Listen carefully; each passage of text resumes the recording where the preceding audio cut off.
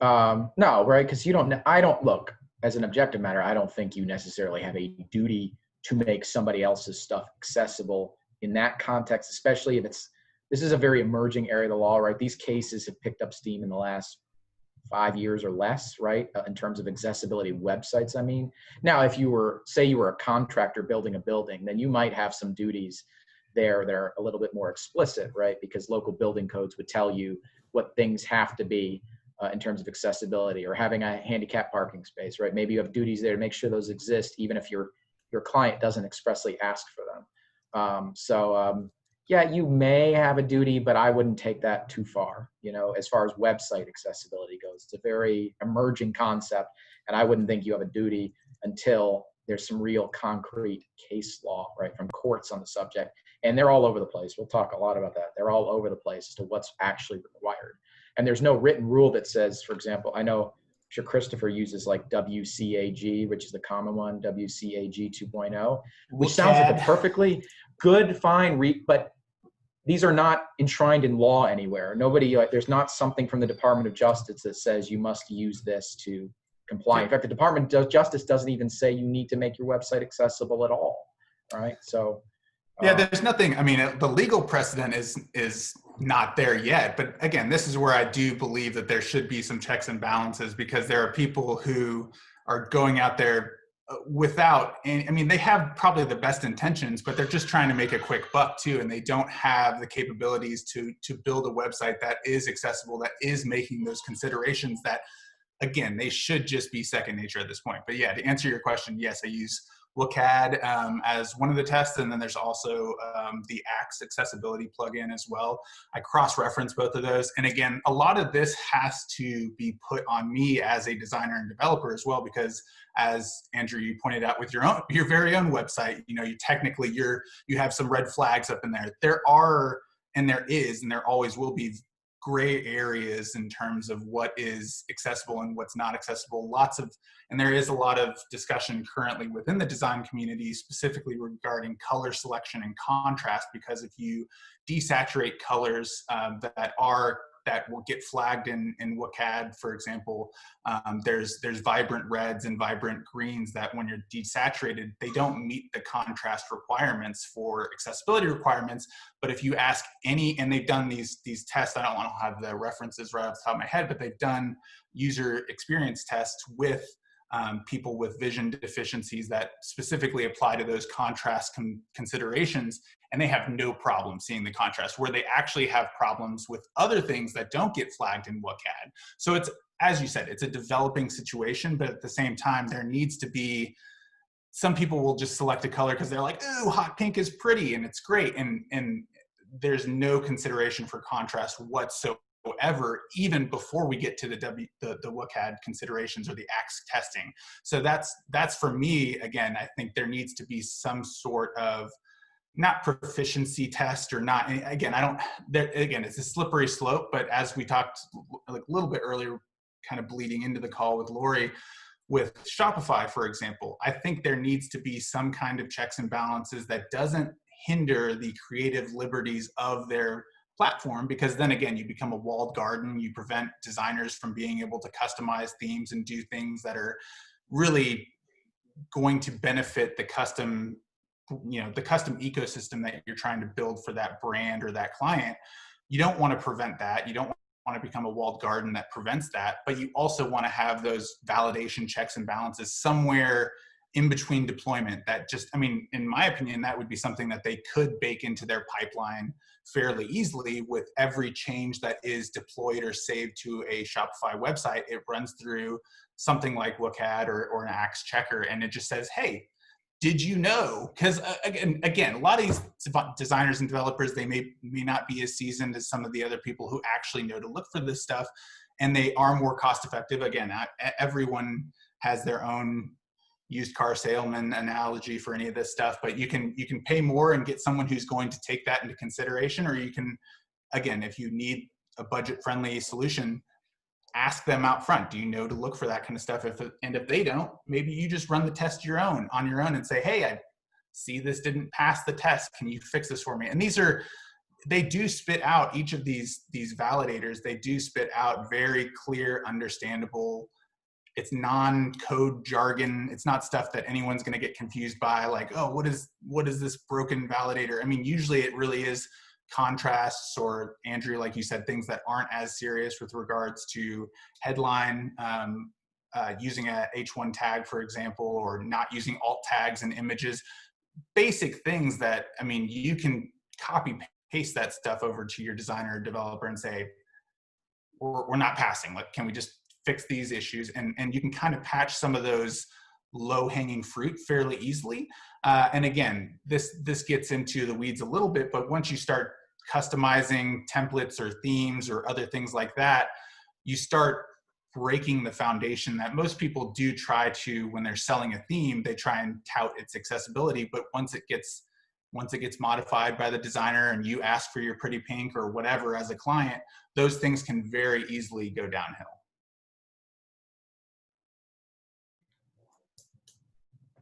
So I guess a good question for you, because I mean, and to everybody here, I guess it's time to introduce our speakers. Andrew Connors is our, we're very, very blessed or fortunate, depending on your preference for terms, to have an attorney here who actually can speak to the legal issues that are involved. And Christopher Ray is a extraordinarily talented developer who has extreme experience. And one of the things you'll find if you've been out there looking at developers is they're really, I mean, this isn't an area where the developers necessarily have a ton of answers yet. There are definitely some who know their stuff, but most of us are still learning. So it's kind of an interesting space that's evolving. And Andrew, you started out in the beginning. Can you go back through your discussion of what's going on and where the legal state of this issue is today? Yeah, so perhaps, yes, I'd love to, and thanks for the question, and I'm really happy to be here talking to y'all. And I give you this context of, I'm more of an intellectual property and technology law type person. I used to be a software developer before I went to law school, and now I teach some of these subjects. So 9 months ago, I didn't know very much about the ADA, other than if you're building something, talk to your builder probably knows certain requirements, right? But this website stuff was all really new to me until one of my clients gets literally like a 6-sentence demand letter, which is, all right, hopefully you all have never gotten a demand letter in the mail from a lawyer, but that's facially absurd to get a short letter. And the letter doesn't even have money involved. It just says, we are going to sue you. If you have a lawyer, you might like to contact us. So that's how I start learning about this and this practice. So the law, right, in general, Americans with Disabilities Act says if somebody has a disability that's defined under the law, it's not any disability. It's a disability that affects your day-to-day behaviors, right? So if a disability would affect your ability, a disability that affects your ability to physically get around, that's a disability under the ADA. Something more mild that we might call a disability might not legally be a disability under the ADA. So it's important. So with website accessibility, right, you're usually dealing with people with sight problems. Perhaps they're blind or they're colorblind or they have some other sight problem where they have issues with seeing what's on the page. And so these cases revolve around whether your website can be fed through a screen reader that can be understood by that disabled person. So that's right. The law in principle says if you've got this disability, then you can't have a barrier that restricts access to the underlying goods and services. That's how I view the law. That's how my client, who's defending a federal lawsuit now, views the law, and I think that is the law. Where there's a trick, of course, is, in my view, and this is in flux, right? The arguments that are getting put forth in court all across the country, because these demand letters are ubiquitous. These are getting put out by what we call litigation mills. In other words, the firm I'm working in is well known in that this is a templated letter I got, and they just changed out the URL. The complaints are the same. So the legal term we use is a complaint of the document that starts the lawsuit. They're all the same. I've got 20 identical lawsuits filed on the same day as my client's lawsuit. And the only thing that changed was the defendant and the website. That's it, right? And so what they're looking for basically is you don't pass the checker what they say is, so if, for example, one of the things that are in the lawsuit I'm defending, it says there are redundant links on the page. Redundant link means a link appears more than once, right? Now, that's not per se illegal. It has to be a barrier to prevent access to the goods and services to be a violation of the ADA. The reasoning employed here, and I think it's kind of, it depends upon the circumstance. The reasoning is, if somebody puts that through a screen reader and they see a link appear more than once, a visually impaired person may be confused as to why the link is appearing more than once. That's sort of the rationale.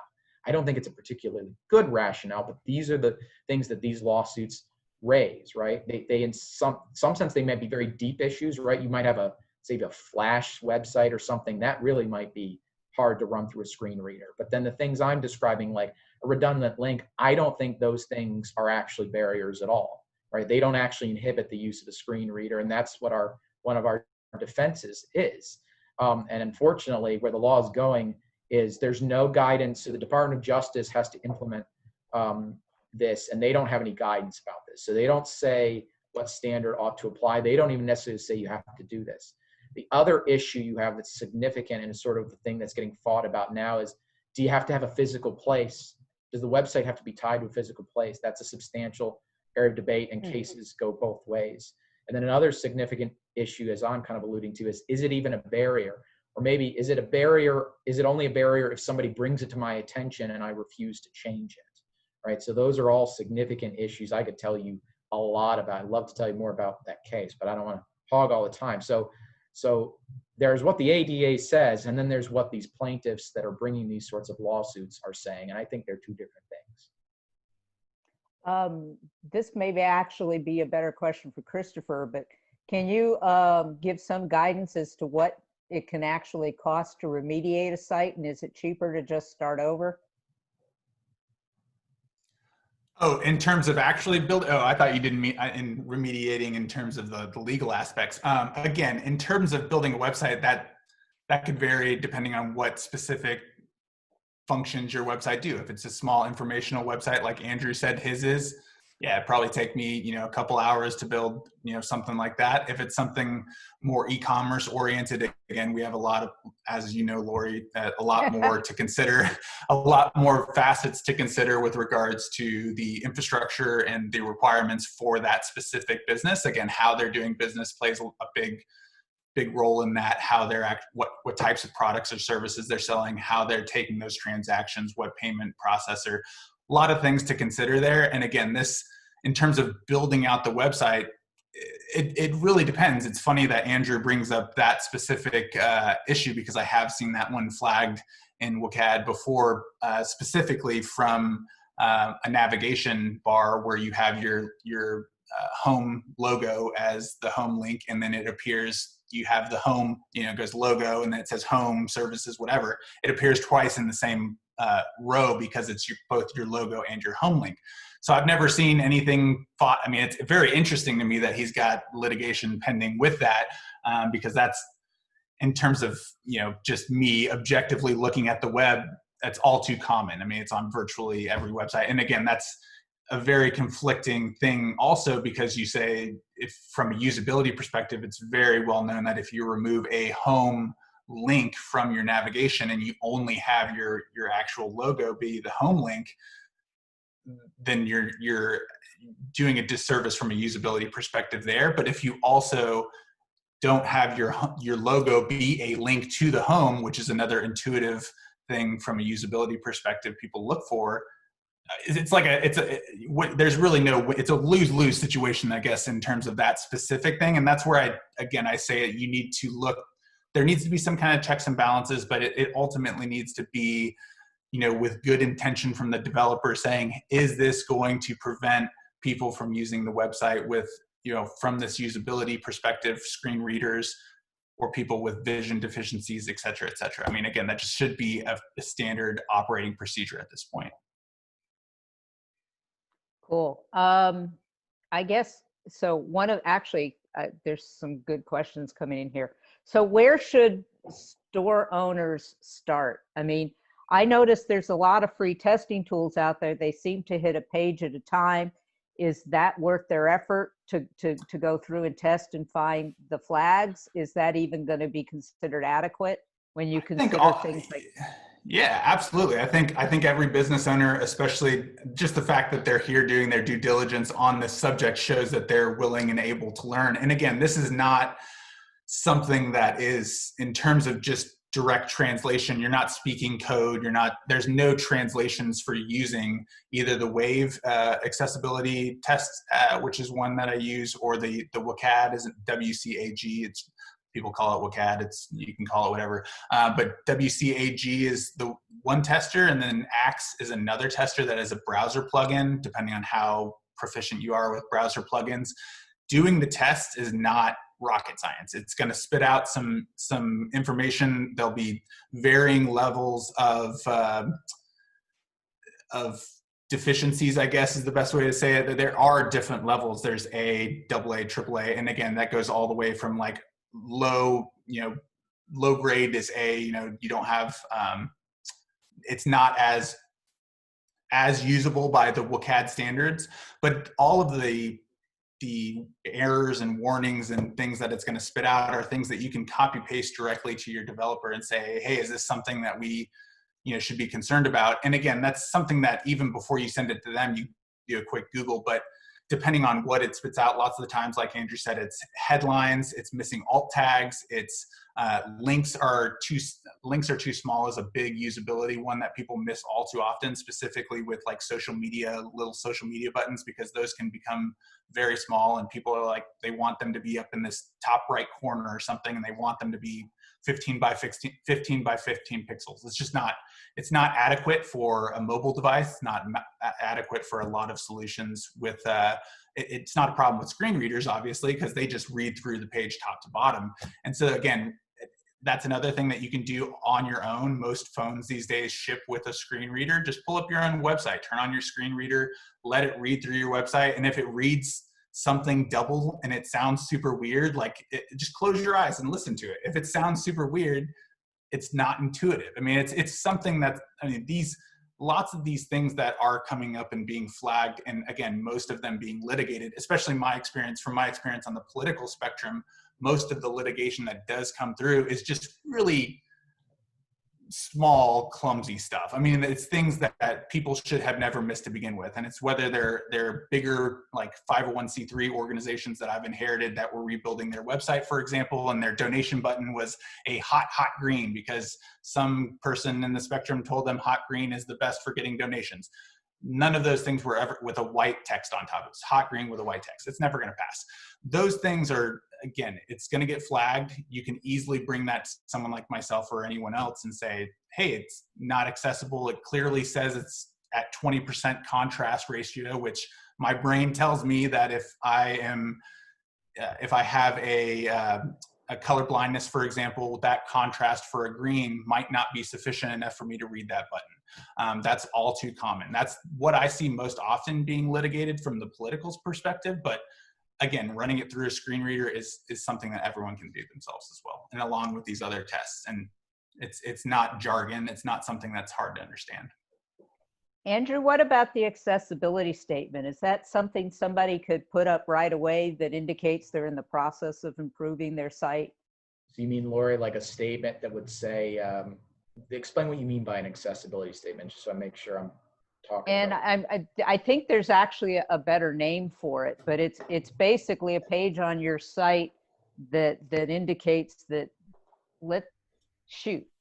I may actually be able to find one, but I know what you mean, right? So you Yeah. need some sort of statement where either that says you're working on making accessible, or in fact, it is accessible, and maybe even gives people alternative links to click on for accessibility.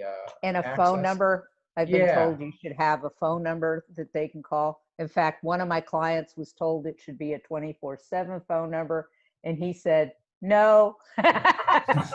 He says, I don't offer 24/7 phone support to anybody, is what he said. Yeah, and these are great questions too. And I almost think so from a risk management perspective at first, right? Again, I want to keep emphasizing sort of two issues. One, there's what I think the law actually requires versus what's actually going on. When are these plaintiffs suing people? And forgive me, and I say this also from this perspective of defending a longtime client on this. Some of these, like I said, are what we call litigation mills. They're high volume, and Delete. I don't know if there's any way to ever solve it, right? In other words, what I mean by solving it is I think you're complying with law, but you're still going to get sued, right? Which is unfortunate, but I think it's the truth, because that's what's playing out in the case I'm dealing with here in Roanoke in Virginia, where I am. But one thing I keep thinking about, I think everything Christopher said was great, because really from a risk management perspective, I'm not sure if it's so much complying with law so much. It reminds me of the adage of, what if me and my friend are camping and we run into a bear? I don't have to outrun the bear, right? I have to outrun my friend.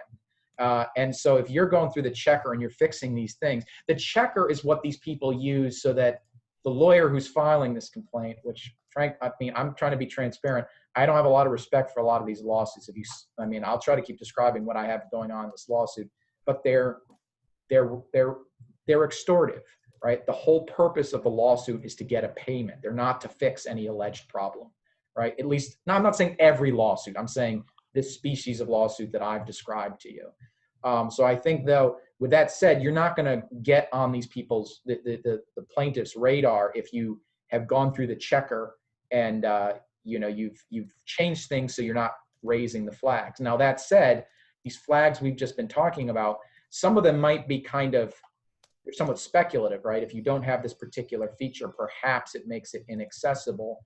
But you actually, from a legal standpoint, right, it's only inaccessible if it is indeed inaccessible. If you have an actual sight impaired person that visits the website, that wants to buy the products and can't buy the products, that's it. Now, as to that accessibility issue you mentioned, Lori, that's an interesting problem. I would agree, and I think the Department of Justice agrees, that giving an alternative, like saying, if you're having problems, please call our phone number or email this address or use some other alternative. My client has an order form you can use for his website. Now, the order form is interesting because maybe it's not accessible by a screen reader. But my point is, maybe you give some alternative that's simpler, where you don't have these problems of what gets processed through the screen reader. I think that's absolutely a great idea. The Department of Justice says to do that. If you go to the department, if you go to ada.gov, they have a guide of what you should do as a small business for helping, or any business for helping people with disabilities. And one example they give is, suppose a blind person comes into your restaurant and you only have printed menus. Well, you're not violating the ADA by having printed menus. You're violating the ADA if now you don't help the person read the menu, right? You read the menu to the person, you help them make an order, and now you're fine.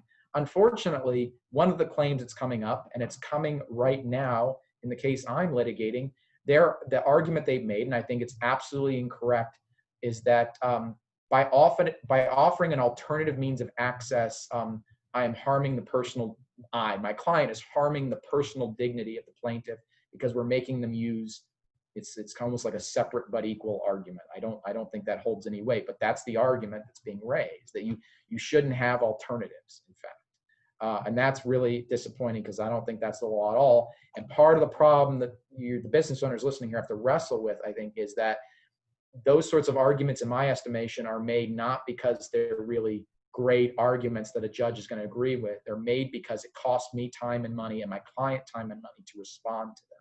And why not pay off the plaintiff rather than paying me to respond to them, which will cost more, right? It's complicated work. So I think that's unfortunately the state of things, is that there's a lot of litigation going on. There's no clear standards from the Department of Justice or Congress.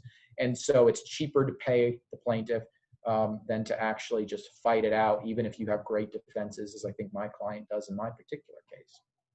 Yeah, that's my understanding, is that there's basically we're calling them ambulance chasers, to keep it polite, that literally have probably Filipino VAs that are running through site after site after site looking for these violations and milling out letters for claims that may not even be legitimate.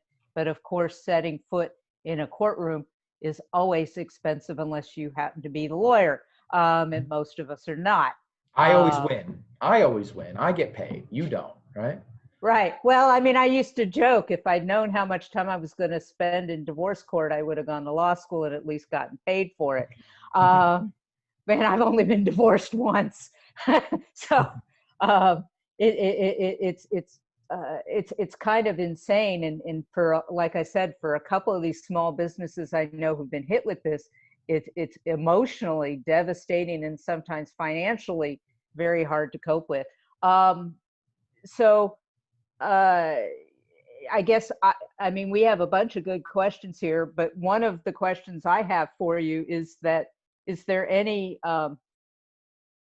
what about, I mean, I see quite a few companies actually selling what they're defining as solutions. One, I think, is Usable Net, and they actually produce the mirror site you were explaining, where there's a link in the top corner that goes to a different version, which would obviously didn't work for your client in terms of offering a separate but equal experience. And obviously, if you've designed something that's truly visually amazing, you may not want to have to sacrifice that, which is really kind of, I mean, maybe that green button is what you really want because it works so great for your branding. And suddenly you're having to change that because it's not good for people with color blindness. And then there's the popover widgets, some of which are free. And I understand the free ones are pretty close to worthless, but even the paid ones, it's my understanding that some of them are being actually targeted for lawsuit. The users that are using Userway or Accessibility as two of the I mean, they're in that space. They're well respected. I'm at the point where I always thought that was a great way to provide immediate support and to show that you are trying to get towards full compliance. And then I'm finding out that use of those tools is making people a target, and I don't know what to advise people to do. Well, I mean, aside from answering your specific question about what to do, I think what you're alluding to with regards to the style and brand questions, again, some of that will fall on many clients that I've had. They specifically ask for things that are inaccessible. So, and even with my strongest urges to do another solution, some people just don't really make those considerations until, like you said, it's too late, Lori. So again, that's one of those things where I can do my best effort to, as a professional, recommend even, and again, this is something where it's subjective versus it's a subjective decision for that client to say, I really want that hot pink or hot green button with white text, versus an objective observation and something that is tried and true from a tested perspective not to work, that we can still, any good designer is not going to say, oh, this is the only color that's going to work and that's it, and green is the way to go. That's like old news. Again, that's one of those things where there's, not only could you test that theory from an A/B perspective, which is last month's conversation, not only could you test that, you could really, I mean, definitively say that green button with white text probably isn't doing you any good anyway. So not only from an accessibility perspective, but again, outside of doing the checks and balances, I think there needs to be some responsibility on both. It needs to go both ways. The developer needs to flag it and say, hey, theoretically, the developer should flag it first, but I'm guaranteeing a good portion of the people on the call will be some of the first to go and illuminate some of their development team. Again, it just happens. It's a new and emerging area of the development spectrum. That's why we're having this conversation. But it's been my pet peeve forever since I started developing websites, because I feel like it's just having something be intuitive should be the designers just, it should be in their nature. I mean, that's why someone is hiring us to build a tool to facilitate those conversions. You're not hiring us to paint you a pretty picture and say, oh, it looks really nice, it's something I'm going to hang on my wall. That doesn't do anyone any good. And that's where I think we need to start looking at websites much more functionally in a way that is more of a tool. Because again, I think Andrew could meet this analogy. You can't build a tool for someone that isn't accessible for a lot of different people, from just a normal everyday, you walk into a store, and use a fountain drink kind of thing. Something that is accessible for everyone. Again, blindness, maybe not, maybe that's, I don't know exactly where that gray area falls from a legal perspective, but just building a tool that is trying to get the most chunk of your sales possible, that just sounds like second nature to me. I mean, I feel like that's why people would hire me as a web designer, is because I'm trying to get the most sales possible. And by, making a button a certain color or doing something that's inaccessible, whether it's from screen readers or otherwise, just seems like a disservice to that client. I mean, it just doesn't make sense. Well, and I, as a dev firm, I agree with you wholeheartedly, and that's one of the reasons we're not the cheapest on the spectrum. I know there's at least one, if not two people in here today who can attest that when they came at me with their original design, now we didn't deal with accessibility in particular, but just overall of making sure that site design was designed to help them sell more product, which is the whole point to investing and setting up a business.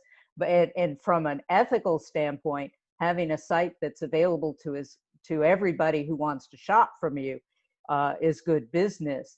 Unfortunately, the pulling together of an accessible site can be expensive, and that, from an I mean, I'm finding issues with forms, but I mean, the biggest issues I'm running into are the forms, the images, and the videos. But I don't even know, for example, there's a wealth of third-party plugins that do this pop-up and do that and add upsells and all kinds of stuff. I think you bring up a good point there. I don't even know what happens with that. Yeah, and again, I think you bring up a good point there. Again, that's starts with the foundation of the web development architecture that you've chosen. Again, this is why I'm a big proponent of Jamstack right now, because it's a less is more solution to building purpose-built solutions for your clients without all of the additional bloat that comes with choosing something like WordPress and a theme or a framework for that matter, which a lot of people are doing these days are pimping out themes or pimping out frameworks where they modify these things without the accessibility considerations, and they start digging the hole 6 feet deeper. That's where, if you purpose build a solution on top of a solid architecture that is accessible from day one, and you make all of the accessibility at every turn, you make every accessibility consideration possible, you're not going to run into those issues. It's not, again, I'm here to say, like, I can attest to, from building out a website, I'll always come across issues at the end of the testing phase. Sometimes they just kind of slip through the cracks, whether it's a contrast or a button size kind of thing. And that's where you can fix small things. But if your list is really long, 90% of that's going to be coming from a bloated framework or a theme or something that just wasn't taking those accessibility considerations. Because again, if you look at the theme market, for example, for WordPress, a good portion of those themes don't tout accessibility. One, because they might be 5 or so years old at this point, which accessibility wasn't even like a buzzword at that point. So I think really it's only coming to fruition now in the industry where people are like, oh, our theme is accessible. But that's up until you hand it off to an incompetent developer or designer who's going to start just chipping away at things that they don't know about, and then it breaks. Yeah. Well, and I think most store owners have to balance cost, so that becomes part of the equation.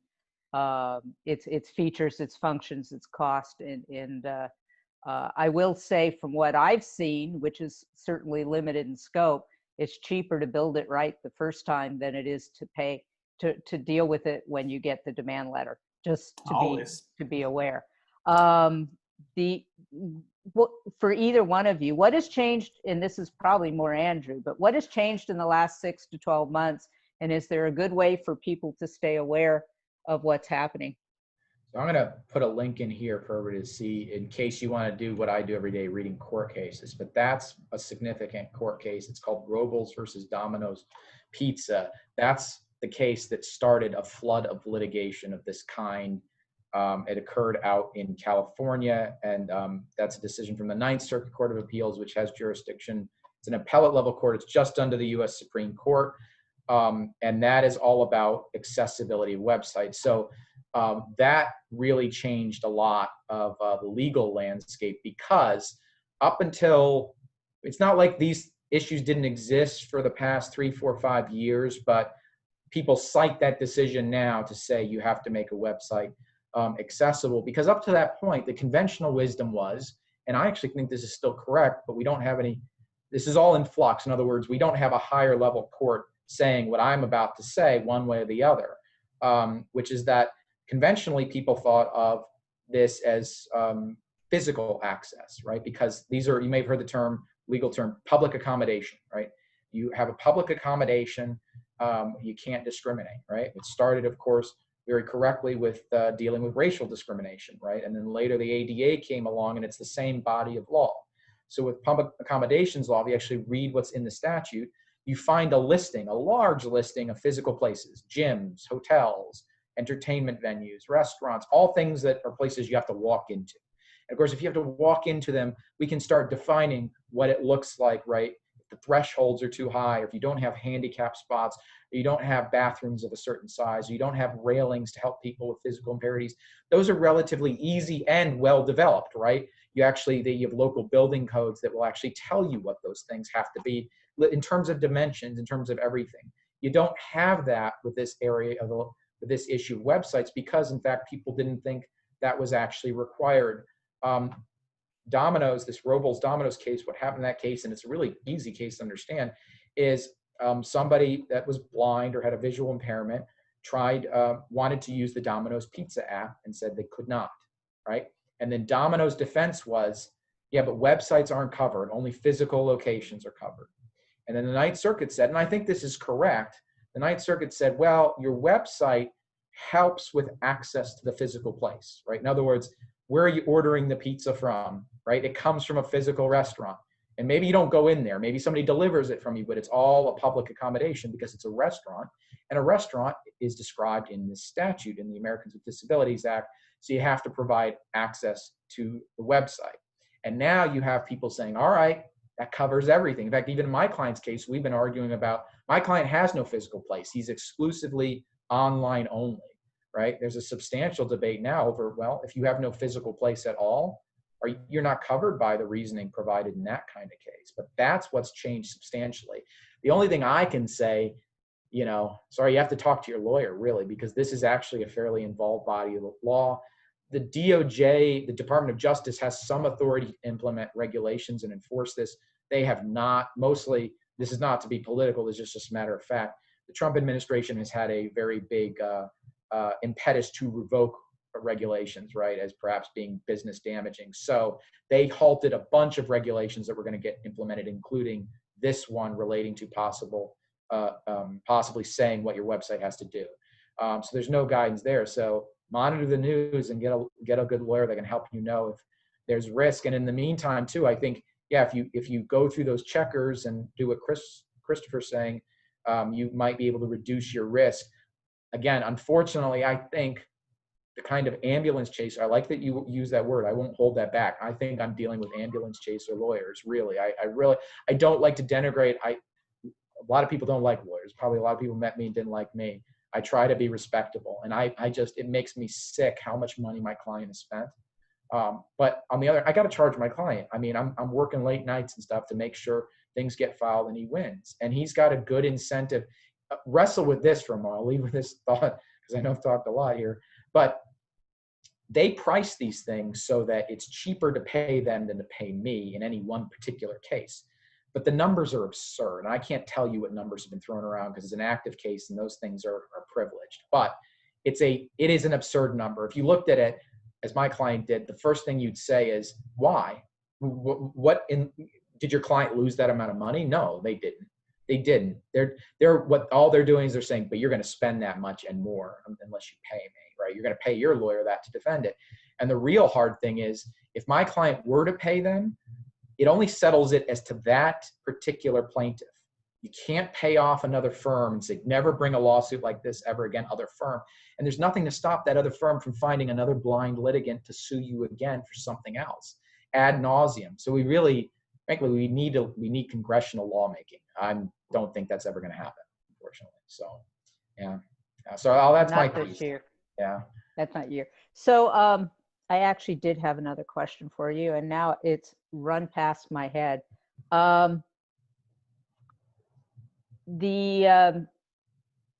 Is there a way to legitimately fight this and not spend, 6 or 7 figures? Yeah, I mean, it's not that, look, it's a 5-figure defense because there are a lot of legal defenses, meaning I don't have to gather evidences and witnesses and do discovery. Discovery is where, that's what they're banking on. In other words, discovery is where they send you a lot of invasive requests, right? They can look at your financial records and do all sorts of things that they think are harassing. And there are ways I'm fighting it right now. In my case, the most significant thing I did that really put them on a bad footing is they originally sued us in Los Angeles. A lot of these cases originate in Los Angeles because California has a corollary act called the UNRUH Act, UNRUH. I'm not sure if it's UNRUH, UNRUH Act, and it has something called statutory damage. That means if you lose, you pay a set dollar figure for each offense. The dollar figure is $4,000. And the law doesn't say what an offense is. Is it a single web page? Is it every time somebody visits it? Is it every day it's up?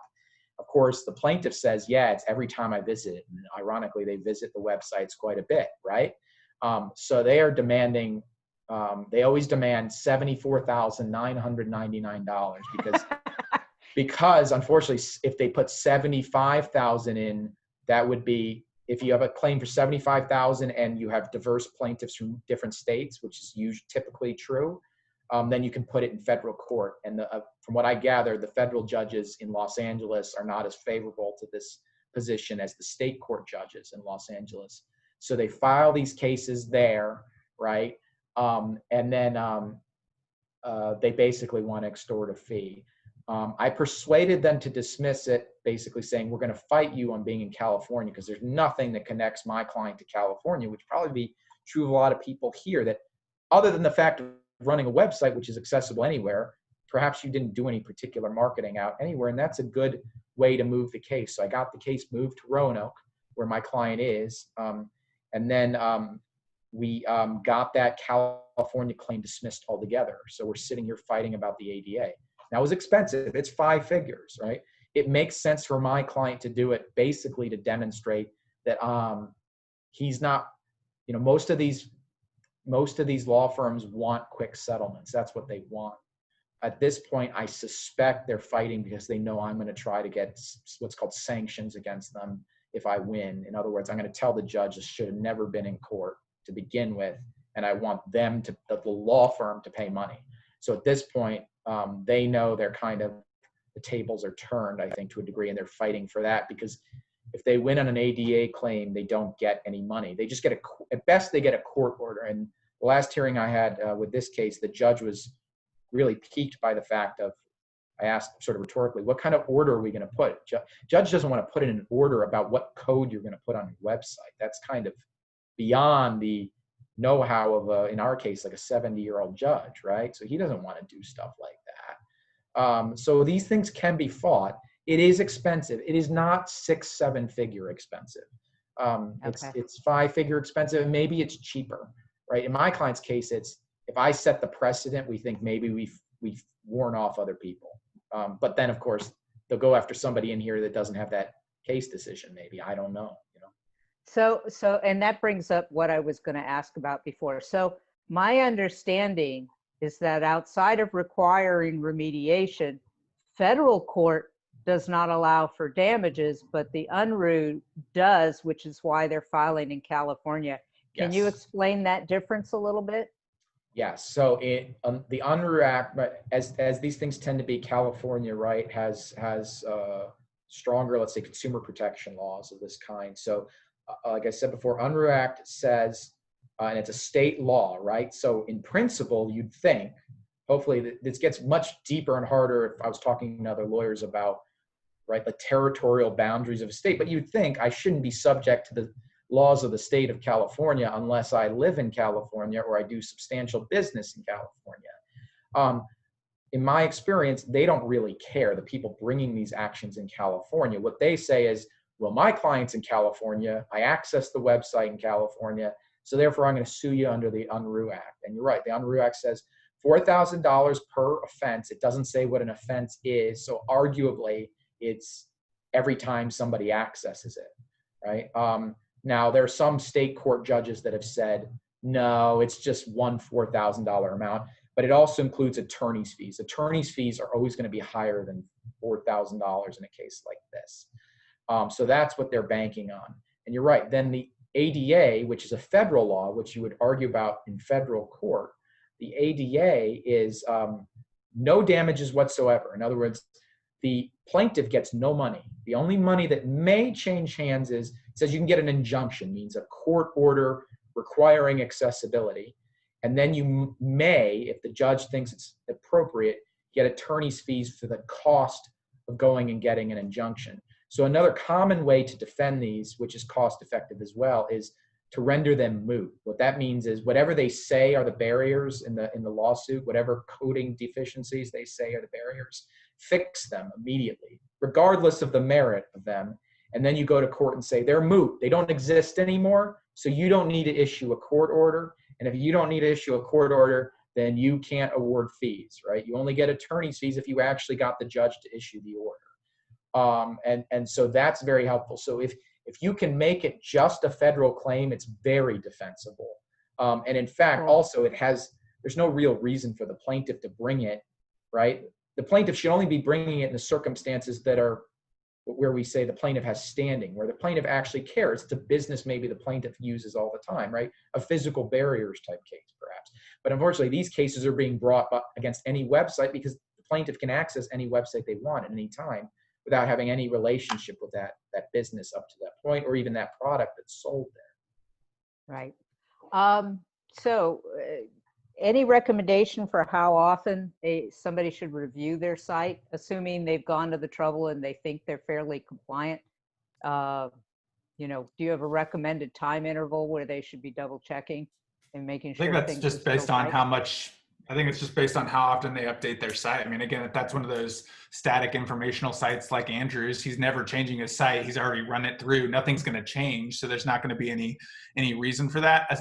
Again, there are some fringe scenarios where if you're on a framework or have heavy reliance on a plugin that gets updated and they may break something that you are dependent on, that's one of those things where the little asterisk is coming into play. You might have to test more frequently, but if you don't have a blog or you don't have something where you're not testing or updating your site very frequently, making a lot of implementations, there's really no reason to be testing it more than once in a blue moon, again, assuming nothing's changing.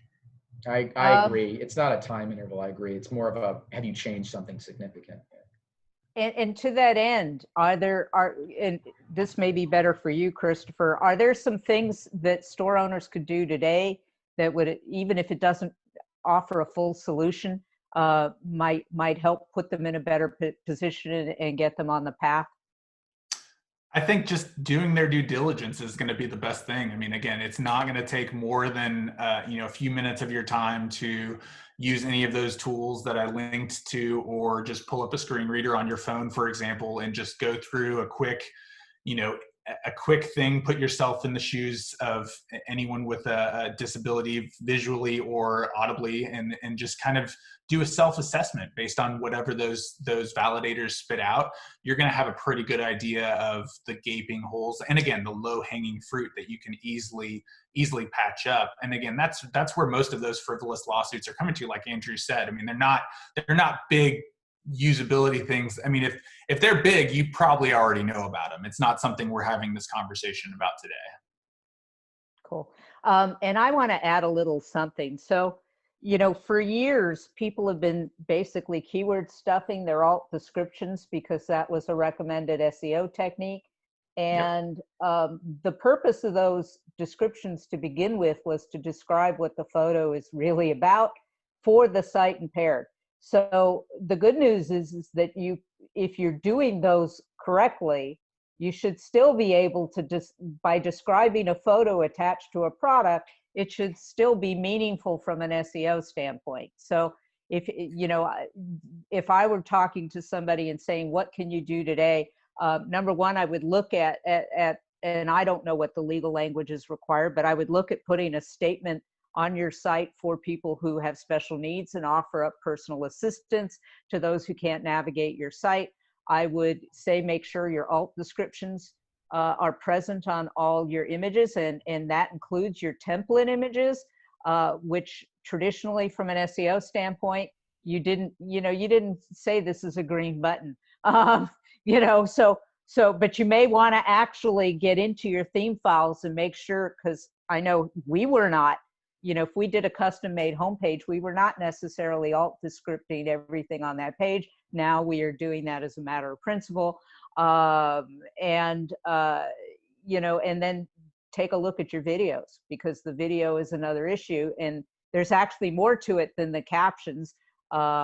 There's things like being able to turn them off, so that somebody who is disturbed by the motion isn't getting seasick from it. So there's things that flash a lot can trigger an epileptic seizure. So there's all kinds of things you can get into the nitty gritty. But if you can hit some of these, then, you know, if you get challenged, you could say, hey, we're working towards that end. And would either one of you recommend one of these plugin overlays? Is that still a worthwhile way of showing you're trying? I've literally never had any experience with it whatsoever. I've never, you guys are literally the first. I mean, I've seen them before, but to me, they're always just more, you know, just click accept kind of thing. I mean, I think more of that could end up in your privacy policy. I think Andrew can probably speak more to that, but I see a lot of stuff in privacy policies, again, more on the political spectrum of the clients I'm working with, where they do cover some of those accessibility, usability considerations. And having a privacy policy is, I don't know if that's legal enough. I mean, defer to Andrew there. And by the way, I have that plugin on my site if you want to check one out. But we're also finding it broke another site. So there's always, you know, so what they're, you know, for as far as the code goes, right? Imagine and what these plugins help you do, for example, is one common one. It's in my lawsuit I have that has a little bit more meaning is, for example, right, filling out form fields, right? You don't see it visibly, right? You have this contact form. It says, give me your name and phone number and details about your inquiry, and I'll call you back. And of course it says name and it says details about the inquiry and it says phone number on it. But if you actually look at the HTML or whatever code it is underneath it, you don't actually have, there's these little fields that are hidden that would tell you what kind of data is being accepted in there. And that's a common complaint, for example, and the plugin may fix that, all right? Now, all that said, if you've got, I think as a legal matter, right, it doesn't actually matter, right? If you've got plain text that's going to get read by a screen reader next to the field, you've complied with law. It's not an access barrier. And so I tend to think the real solution, the best defense you have, is to have an alternate site that is stripped of all of this stuff, right? That's like the cleanest text, plain text possible. Depends on the website. My client sells a tangible good, so he can do that quite easily, right? And that's what I would advise clients that I have like that to do.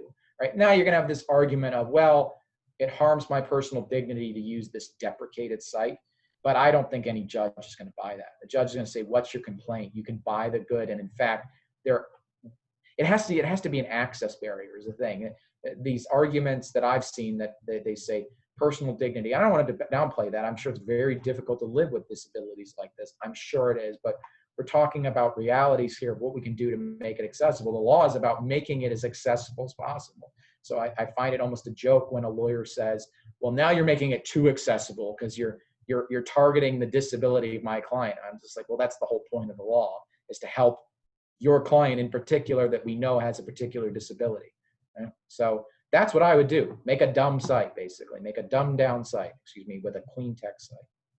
Well, and you know, I've heard that issue raised too. And one of the arguments I said, but that's what restaurants do. If they have stairs in the doorstep, they've got an alternate entrance with a ramp or an elevator, right. Because there's no way to make the staircase compliient. So. Right.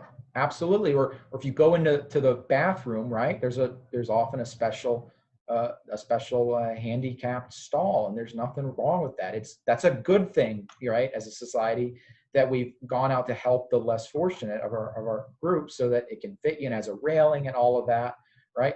But as space considerations, if you had all stalls like that, well, that's not practical for business either. You need to have smaller stalls too. So I think that's plainly the law. And there's actually there were debates when Congress passed this law in the early 90s. And one of the odd things to see an anachronism, if you remember Blockbuster Video, right, which Doesn't exist anymore. But Blockbuster had an attorney represented at these hearings Congress is having, and they basically said, we're really worried. We're really worried because we are worried that if this passes, then we have to offer videos with closed captioning. And imagine at that time, it wasn't automated like it can be now. They would have had to produce a bunch of new videos with closed captioning. It would have been very expensive. And the retort from the Congress men and women that were drafting this law said, no, we're just talking about access to the goods and services. We're not requiring you to modify the goods and services themselves, right? So, you know, if people with certain disabilities can't use them, that's unfortunate perhaps, but that's not what this law is intended to do. And I think that's very important to remember as well. Cool. Well, we're kind of up on the time limit here, guys. I want to thank you. You've both been fabulous.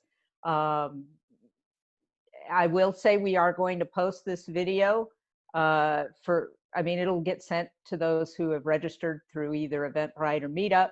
I will post it on YouTube as well. And if you want to ask questions, we have the Austin Retail and E-commerce Meetup Facebook. Typically that's open to residents of Texas, but I think AJ would be cool with us expanding that a little bit to those who are attending our seminars. So if anybody else has a last minute question, We're anything getting you guys, we're getting a I lot was of gonna- thank yous, but they're all coming to me because the Zoom chat is set up that way. So thank you guys so much on behalf of everyone listening in today. A lot of people said they're getting very good food for thought to go over and to think about for their own stores. Yeah, thanks for having me. This was interesting, fun. Awesome. And Thanks for anybody who wants either one of these gentlemen's contact information, feel free to reach out to me and I'll make sure you can have it. Absolutely. Take Thanks care. again for the opportunity. It was a pleasure, Lori and AJ. You guys have Andrew, it was a pleasure meeting you. Nice meeting you. Meeting you. have a fantastic week, everyone. All right. Take care, everybody. Sure. Thank you. Bye.